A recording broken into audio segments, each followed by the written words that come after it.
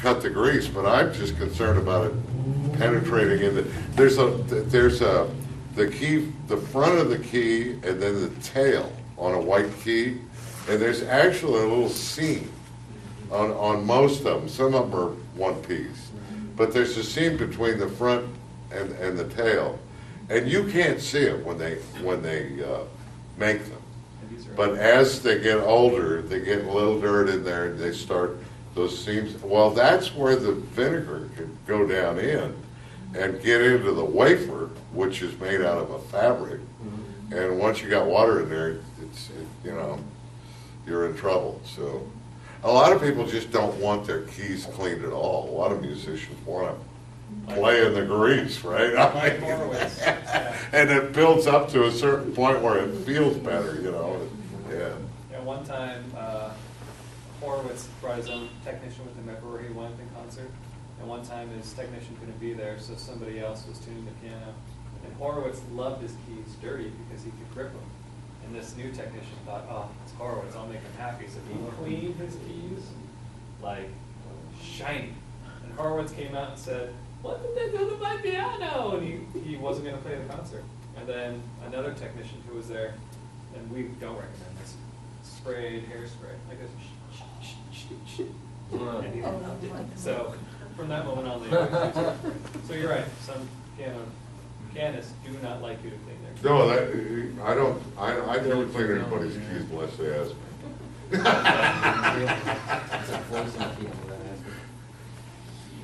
Any other questions? And the keys on this piano are ivory as well. You wanted to come take a peek. And they're one piece. Yeah, these are one piece. Yes. No, that's 1986. yeah, they are. Yeah. And for the people who have the satin finish pianos, I mean, what Bob's telling you is how to clean them and take care of them and maintain them. But you know, after a certain amount of time or wear and tear and love, if you want it to look like new, that's when you call Bob, and he comes over and he actually will rub out the piano with steel wool and pumice stone and water and make it look like the day you bought it.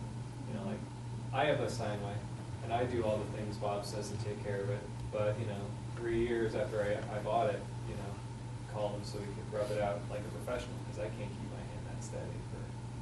You know, you gotta have a really steady arm to rub out a piano straight. I learned how to rub out a piano. There was a piano rebuilder in Oakland by the name of Dick Schmaltz, and he had like 10 people working in his shop, and they refinished the pianos and rebuilt them, you know, restrung them, did the action work. And he had this guy from Italy that did all the rub out work, and I went in and worked with him a few times to just learn how to rub out, and he spoke very little English, but he did make the point that it's going to take you a couple of years to get to the point where you can really rub out without any, and have it look viable, because it's so easy to streak it. You know, it just takes a lot of concentration, and it requires 3 times what you think it requires. That was his formula. In other words, rub it 10 times, you think you got it, do it another 20, you know. And it's that kind of thing. So it takes a special touch to rub them out.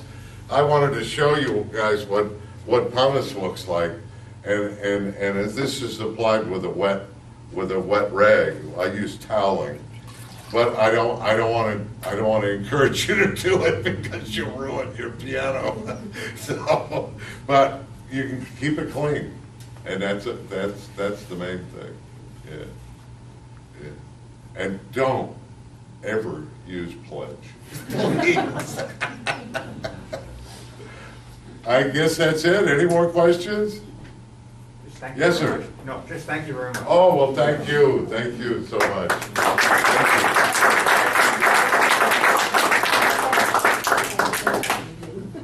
Do you have cards? I got some cards up here, and I Okay, can get some more. So anybody who would like Bob's I've- information, he brought his cards.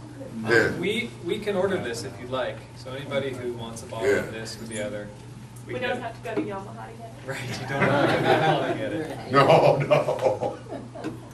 Thank you. If anybody else has any other questions or whatnot. It's- How would you take a scratch out of a polyurethane finish on a leg?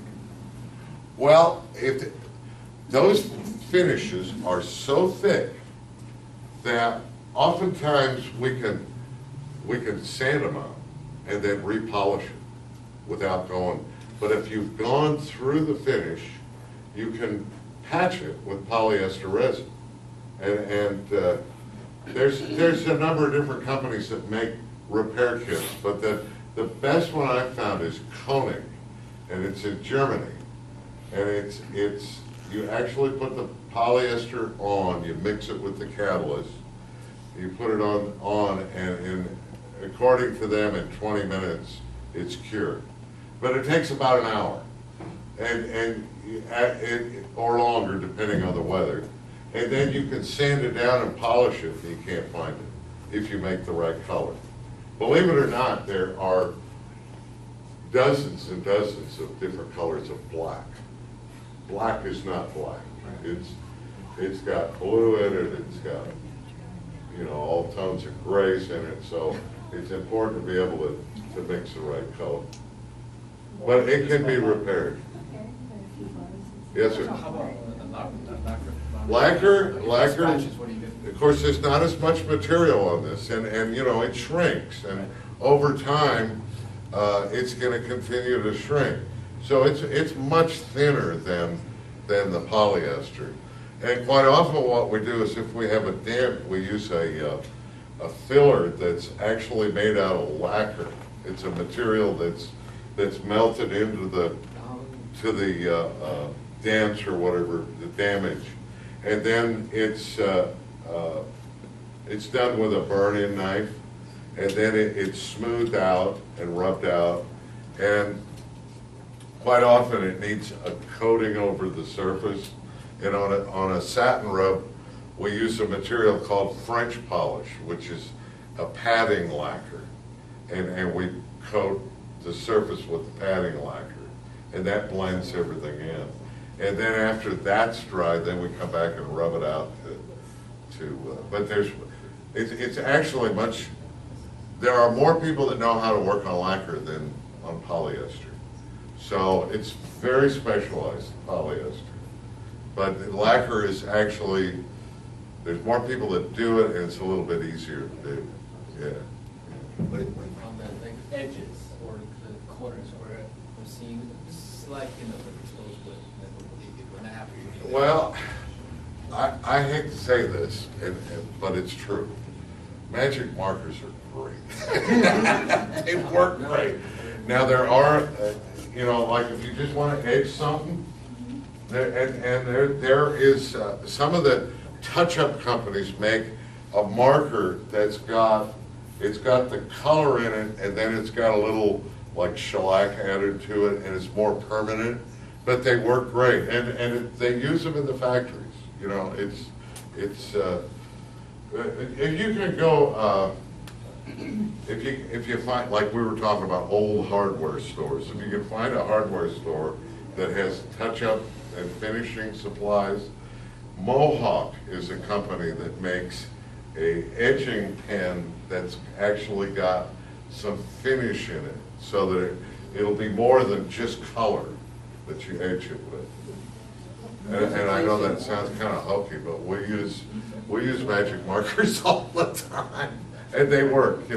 One of the things that happens with a lacquer finish is when they're doing the final rub on it, it's real easy to cut through the edges. And what they'll do is go back and edge them with the pen. And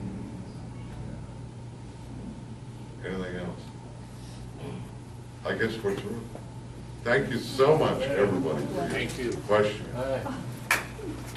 Yeah, thanks, Bob. Thank you. Thank you so much.